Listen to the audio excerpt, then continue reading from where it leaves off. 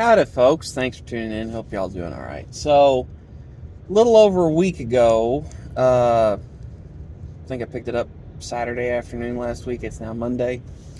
I picked up a 2024 Ford Maverick XLT, FX4 off-road package, 4K tow, luxury package, bed liner and bed light kit, the 110 outlets in the cab and in the bed, and the full-size spare tire.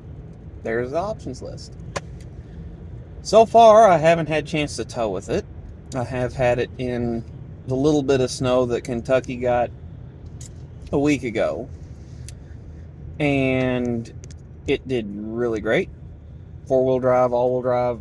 It's an all-wheel drive system that's tuned for off-road use.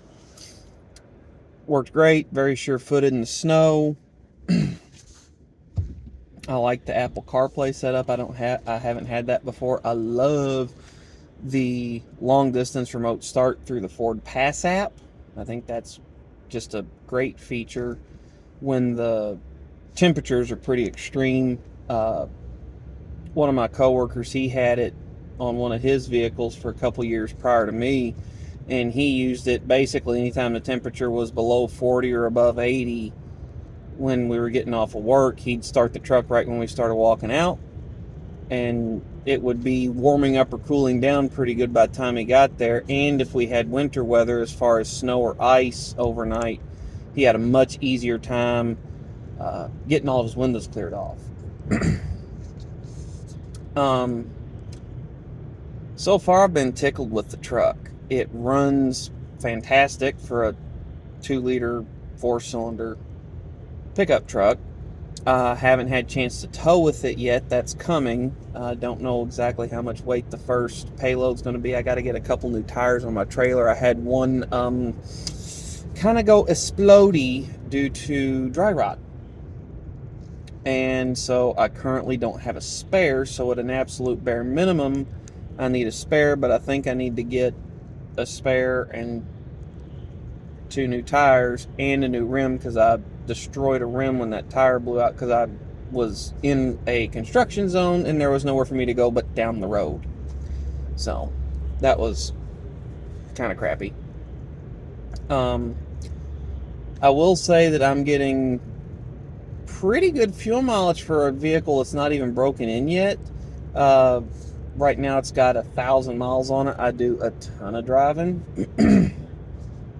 I've checked it twice using actual math, like number of miles divided by number of gallons, and compared with the MPG display on the dash. It is within 10% on both times I've checked it of being accurate. First time it indicated that I got 27 miles a gallon. That was the very first time I put fuel in it, and the math showed that I got 28, so slightly better than what was indicated. And then the last fill up that I checked, I got 26 indicated and I got 25 to the gallon. Part of the reason for the drop during that is I had gotten a few more miles on the engine, and I did want to get on it a little bit to make sure the piston rings bedded in. My Focus, it's got 164, 5,000 miles on it right now, 1-liter EcoBoost, and when I first got it, I drove it about 300 to 500 miles, where I tried not to use a lot of throttle, which was more difficult to do in a car with 3 cylinders, but tried not to use full throttle for the first few hundred miles. Just keep the engine speeds a little lower. I did put it under load to bed the rings in, but I didn't give it any RPM. So once I crossed about 300 to 500 miles on this, I did give it some full throttle to help bed the rings in a little bit. Right now I'm just over 1,050 miles, and I've gone, good grief, talk about some Jake brakes. I've gone 200 miles on my current tank, and I'm showing 25 and a half to the gallon. I'm going to fill up tonight. Something I do want to test is I want to test the difference in fuel mileage on running 93 versus 87, if there is any. So I don't like running my vehicles much below half a tank in the wintertime, because if you do end up stuck somewhere, that fuel is heat, and also the air in the tank above the fuel can have water vapor in it, and when it gets below freezing, that will freeze and get washed into the fuel tank and potentially could lead to a water and fuel problem. So I just keep my vehicles around half a tank as the lowest I'll go in the wintertime. So I'm going to fill up twice with premium, see if that makes any difference in fuel mileage, because Ford does advertise their rated horsepower and such on 93 octane anymore. Love it or hate it, they do. They'll run fine on 87, but to get the rated power, you got to go to premium. So want to do that. And I'll be coming back with more towing thoughts. I don't know how heavy the first load of whatever I'm going to tow is going to be once I get the trailer on some decent tires. Talking about doing some elevated compost style gardening, and we're going to be picking up several wooden boxes to do this in, and gonna need to tow all those, so might be able to get quite a few of those on the trailer. Plus I should be able to get at least one in the bed, possibly two. I don't remember the sizes of them, but yeah, I'm looking forward to putting a little weight on it, seeing how it copes with it. I will say that I find it so amazing that the truck I traded in for this was a 2001 F-150 with the 5.4 liter V8, 4-speed automatic transmission and 4-wheel drive. This truck has half the cylinders and under half the displacement with a turbocharger, twice the gears. Granted, I know for sure that it won't tow the same weight, but it's putting down almost the same torque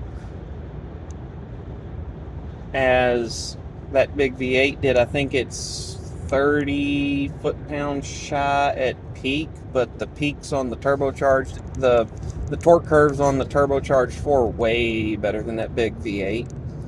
And with the 8-speed versus 4, you have a lot better gear selection, and at wide open throttle you would get much better wheel torque on average. So I'm very curious how this will tow with a trailer load of firewood that's, right around 3,000 pounds. I just know that. So I'm kind of looking forward to having that. I'm also wanting to take it off-road. I didn't buy the FX4 pack for nothing. I did want the skid plates. I didn't want to go for the the trimmer package. When you select that box, you do lose tow capacity, and I wanted the ability to tow more than I wanted the ability to go off-road. That said, I've seen some of the places where people have taken the FX4 pack, and I'm not mad at it.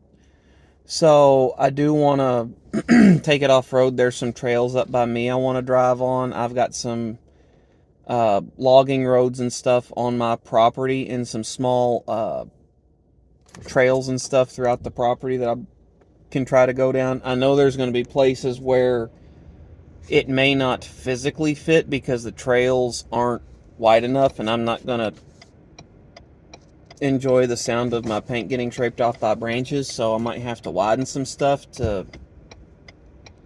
get through some of the places. But I do want to see if it can go all the places I've been going, getting firewood with the mower, and things like that. And even if it can't get all the way back there, I'm still going to use it because I could take both pieces of equipment back and use the mower for just that last little bit, get the truck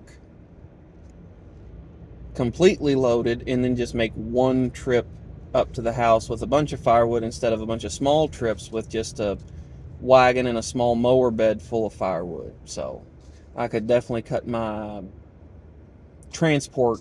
number of transport cycles down and the number of times spent just moving it down. So that would be nice. So I'm definitely looking forward to doing some stuff with my truck, but as it stands, it rides good.